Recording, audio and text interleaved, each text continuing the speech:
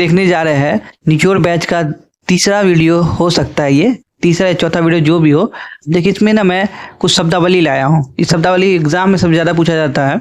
जैसे slow down, पहला शब्द है स्लो डाउन। स्लो डाउन उसका वो शब्द का ही अर्थ आज तोड़ेंगे। स्लो डाउन, देखिए जीडीपी की ग्रोथ रेट कम होने लगती है लेकिन सकारात्मक रहती है।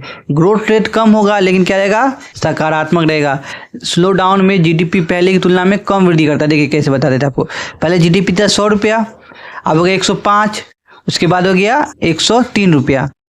देखिए यहाँ कुछ वृद्धि, यहाँ वृद्धि करना था हमको कितना, यहाँ 5 से वृद्धि हुआ और यहाँ कितना वृद्धि हुआ, 3% वृद्धि हुआ।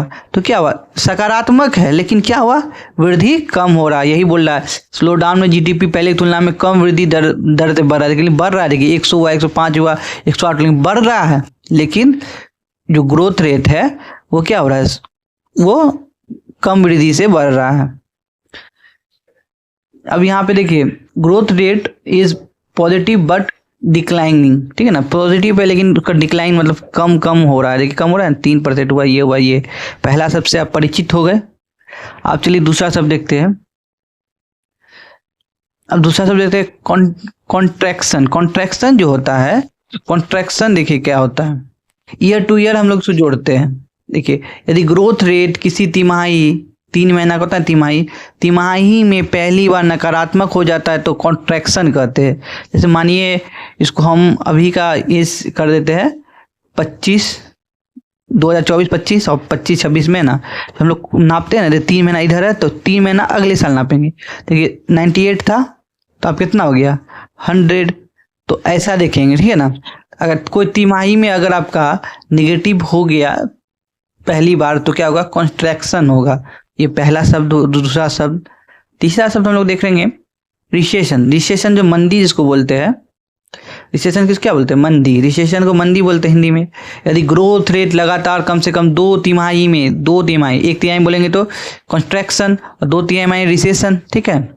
2 तिमाही में निगेटिव बनी रहती है तो क्या बोलते हैं, रिसेशन कहते हैं।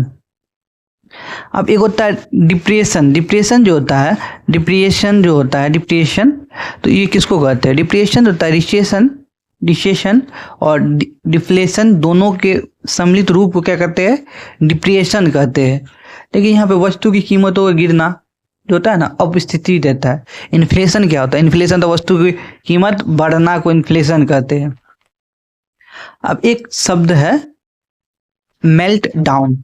मेल्ट डाउन, जो मेल्ट डाउन है, शेयर बाजारों में भारी गिरावट, शेयर बाजार में देखिए धड़ाम से गिर रहा है तो उसको क्या बोलेंगे, मेल्ट डाउन।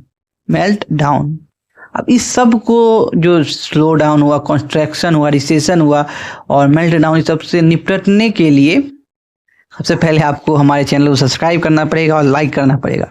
उसके आगे मैं बताऊंगा इससे बचने के लिए क्या करते हैं। देखिए इसको बचने के लिए हम लोग क्या करते हैं, स्टिमुलस एक पद्धति है या एक नीति है जिसके कारण हम लोग उससे बचाव करते हैं। देखिए इसमें क्या होता है, यह मौद्रिक और राजकोषीय नीतियों का एक मिश्रण है।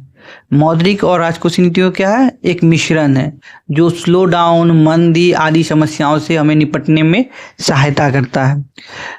स्टिमुलस जो होता है 2 प्रकार का, आप बताए, वो राजकोषीय होता है फिजिकल और मॉनेटरी होता है मौद्रिक।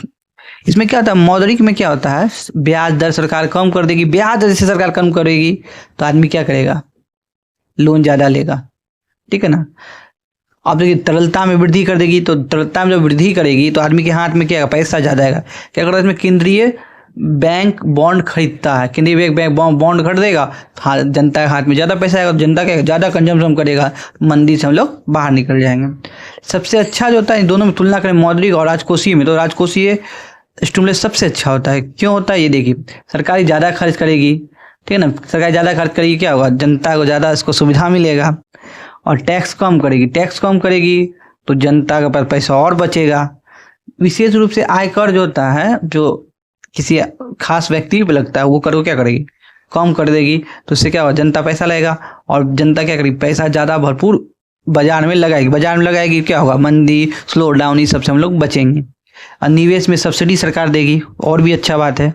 एग्जाम में जो पूछा जाता है ना, ये कहा जाता है कि मंदी की तुलना में मौद्रिक स्टिमुलस की तुलना, मतलब जो मंदी जो होता है ये मौद्रिक स्टिमुलस की तुलना में राजकोषीय स्टिमुलस जो होता है अधिक प्रभावी है। क्यों प्रभावी है? क्योंकि देखिए इसमें सरकार ज़्यादा खर्च करी, आदमी को सुविधा दे रही है, तो सबसे ज़्यादा प्रभावी बोलेंगे एग्जाम में, दोनों में से एक चुनना पड़े तो हम लोग को राजकोषीय स्टिमुलस चुनेंगे। वो जो वीडियो कैसा लगा नीचे कमेंट में बताइएगा, ये आपको समझ आ रहा है कि नहीं। ये निचोड़ बैच का तीसरा चौथा वीडियो है। मिलते हैं एक नए वीडियो में।